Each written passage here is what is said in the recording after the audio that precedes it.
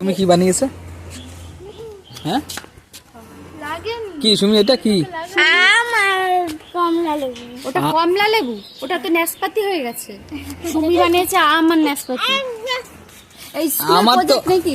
হ্যাঁ, আমার তো দুটোই মনে হচ্ছে একদম ওর ওর ন্যাড়া টাকের মতো লাগছে। দেখো একদম দুটোই ওর টাকের মতো। সোজা কর, সোজা কর না। ও আমি এখান থেকে কিছুই দেখতে পাচ্ছি, আমি তো তোরই দেখতে পাচ্ছি। হ্যাঁ ওই উপরে না, নিচে নামাও তুমি। হ্যাঁ এই আরো যাও, পিছনে যাও।